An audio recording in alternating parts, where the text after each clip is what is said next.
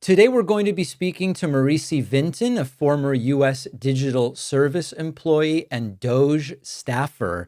Merici, so great to have you on. Just to start somewhere and give the audience a little context, pre-DOGE, when you worked at the U.S. Digital Service Department, what sort of work were you doing there, and what sort of efficiencies were kind of within your purview to try to find? The US Digital Service was founded after the healthcare.gov collapse. And it's effectively what they wanted to do was to bring all of this great technical talent into government to help build more efficient and more effective services. The projects ranged on a whole spectrum of things. Some of the earliest projects were making it easier for veterans to get their services. That's actually something that the US Digital Service team was still working on when I left, to doing a lot of support during coronavirus and supporting the CDC. A wide range of things, helping people get their benefits more effectively, doing a lot with CMS and the Centers for Medicare and Medicaid Services, and making it easier for people to get access to Medicaid, and making it easier for even providers to have a more efficient and effective process. So there's a whole range of work, including helping State Department with online passport renewals. And that was our model. We get dropped into different agencies or effectively on loan to help them with their most high profile, high priority projects. I was really lucky enough in my 4 years at the US Digital Service to support child tax credit expansion, Yep. and then the IRS free tax filing product called Direct File. So in comes DOGE, Trump's inaugurated, DOGE is created. How does DOGE first make its presence known in your day-to-day work? So we didn't know that USDS was going to turn into the US DOGE service. And that evening, so as the evening of inauguration, we got invitations to meet our new DOGE colleagues. We were told that, everyone was really excited to meet us. And so the next day, the first day of the administration, all USDS employees were brought in for 15-minute interviews with DOGE.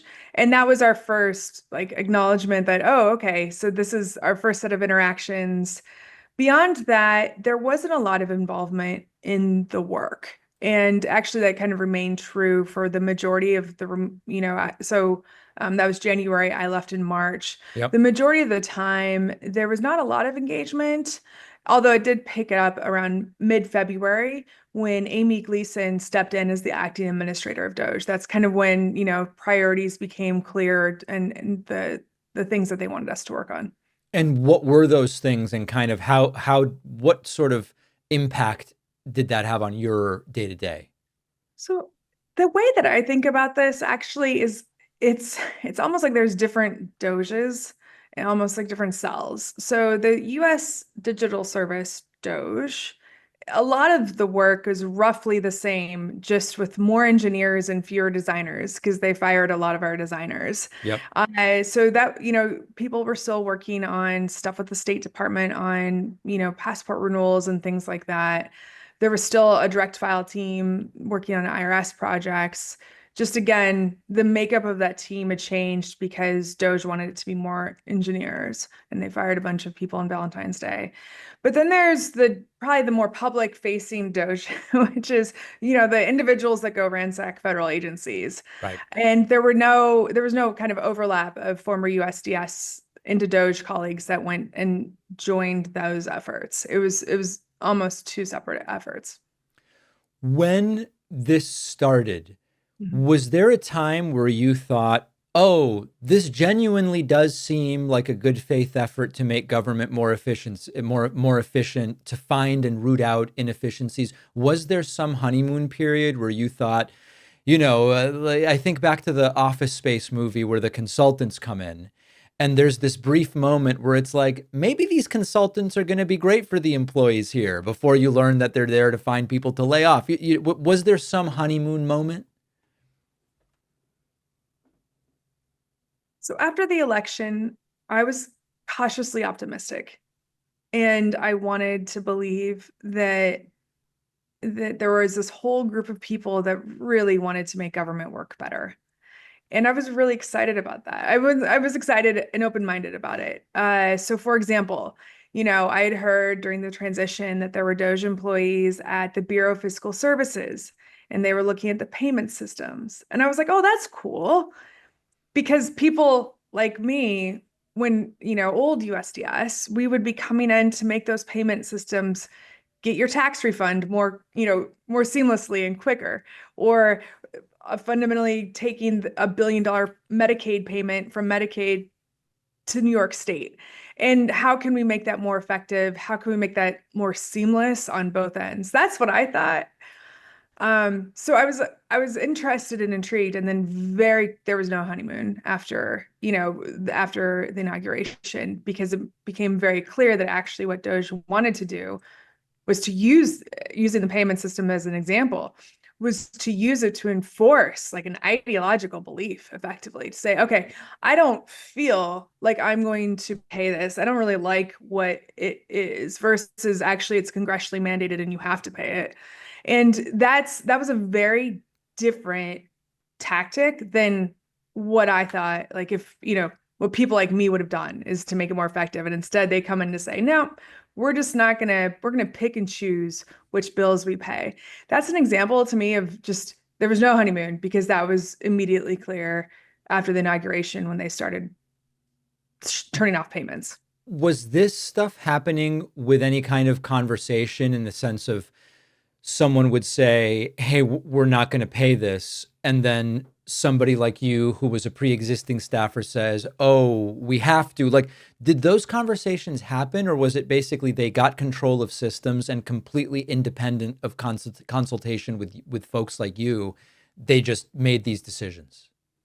So those conversations did happen, but they were with, cabinet. So the acting Secretary of Treasury actually was the individual having those conversations.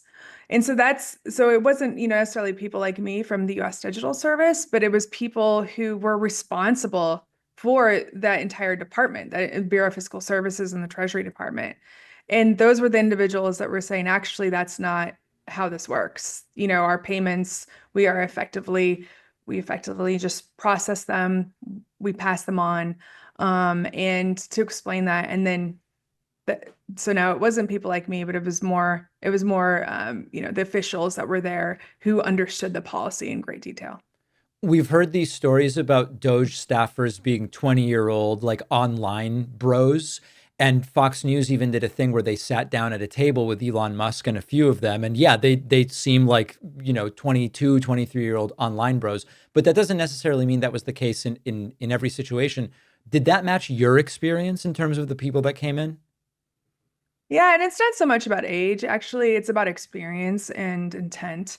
So they're they were pretty young, but really it was more that, when you run an 11-person startup, that's a very different scale than running the IRS IT team, which has 8,000 employees within an organization of 100,000 employees. It's now a lot smaller, unfortunately, but that's a different scale. So it's less about age and more about, when you roll out something to maybe a couple hundred users, you don't need a backup plan because no one really uses it. Whereas with the IRS or Social Security, you actually need backup plans. It's actually at a scale that is hard for most people to get their heads around, because it is so significant. And it's not just the size, right? It's not just the hundreds of millions of people that interact with these government agencies. It's also the necessity. People rely on their tax refunds. For a lot of families, that's their biggest check they get every year, is their tax refund. For Social Security, people rely on that monthly. And you need to have a backup plan. And so it was less about the age and more just, we're talking about two completely different scales, complexity and experience. And the people that I worked with definitely did not have that. What was the situation in terms of layoff within your specific group? I mean, did your team and immediate department get downsized quickly? So on Valentine's Day, DOGE laid off, immediately fired 43 USDS employees. And that was without warning or any, we were one of the first teams to go through that kind of cut outside of USAID and some of the other larger stories. And primarily, we know it since it was coming. It was 8 o'clock on a Friday night. A lot of people didn't have their work phones on them, immediately cut off from systems. It was really chaotic. It was really sad. It was a holiday weekend. People were spending time with their families, and here you are scrambling to find out if you still have a job. And so that's kind of how it worked at USDS. I was on detail to the IRS, and it was significant. The initial layoffs were the probationary employees, 7,000 employees. And these are people who live all over the country, right? So not just here in DC, there was like 250 people in Kentucky, 300 in Utah. So all over the country were laid off. And those probationary employees are, a lot of them were technical because we were bringing them on. A lot of them, we're getting promoted into new positions. And so that's what was happening when I left. And it was just devastating. The individuals that had to go through that on both ends, that had to, let go of their teammates, and then the people that it happened to, was absolutely devastating. And morale was just remains incredibly low. You're, of course, no longer working there. Can you talk about your kind of departure? Did you leave voluntarily? Was your job ultimately cut? I did leave voluntarily. So I decided to stay after, kind of all this tumult, because I really wanted to make a case for the direct file project and product. We were in the middle of filing season and tax filing season, and thousands of people were using direct file and loving it. So it was available in 25 states this year. So it was kind of in its second year, still in its infancy. And the feedback that we were getting from people was amazing. It was going really well. And so I wanted to make that case. Also, so there's the users, right? The people that loved it. But then internally, direct file was built by effectively a startup team within government. So the kind of skills that we thought DOGE would want and want to bring to the table and want more of, that's what we thought we were. So we thought we had a chance. And so really kind of explain that there's all these benefits to this team, not only the taxpayers, but also to the IRS as part of any modernization effort or any technical effort that they wanted to do moving forward. And it became very clear, actually, early March, that they wanted to kill direct file. That was a recommendation that was made to Secretary Bessent. And we didn't tell anybody about that because we wanted to not disturb our filers as they were literally in the middle of filing their taxes. Right. But once I realized that there was no kind of convincing or trying to highlight all the different benefits, that was the primary reason I left. For people who don't know about direct file, I've talked before about how this exists and a lot of people don't seem to know about it. I believe it's income limited, right? If your income is under, remind us what it is, you actually don't have to pay anyone to file your federal taxes. It can be done by law. You can do that for free. Exactly. So there's two different programs within the IRS. Direct file is a free, you file directly with the IRS. It is designed with users, so really easy to use. All the words are super straightforward and cleared by IRS counsel, so it's highly accurate. It's a great product. And it's not so much an income limit. I think there was one this year, maybe I forget what it was, so I don't want to say the wrong amount. Yeah. But it was actually more about your tax complexity. So if you have a rental house and a second house, it's probably not the right product for you. So it was based on your tax complexity and not just an income number. It's because it was just in a second year. So we wanted to have a slow rollout to make sure, is this a thing that people want and is it going to work? We didn't want another healthcare.gov approach, on our hands. And so last year it was a pilot year. It was 12 states, and this year is 25 states. It was a bummer. Last year there was a lot of comms, a lot of partnership with the Treasury Department and the White House. And this year, neither organization talked about it at all. So a lot of people didn't even know it existed, and that confusion kind of tracked through filing season. But the people that used it loved it. I was getting texts from, people who were like, my kid did this in 10 minutes. It takes the average person 9 hours to file their taxes. Right. So it was a huge success. It seems that I'm looking at some of the requirements. If you have income, for example, for LLCs or partnerships where you get like a K1, you wouldn't be able to use it. It is less about income. There are some extra restrictions if your income is over 125,000, but it's very clearly laid out on the directfile.irs.gov website, so people can check that out.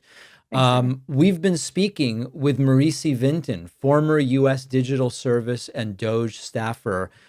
Thanks so much for your insights and kind of giving us a sense of what was happening there behind the scenes.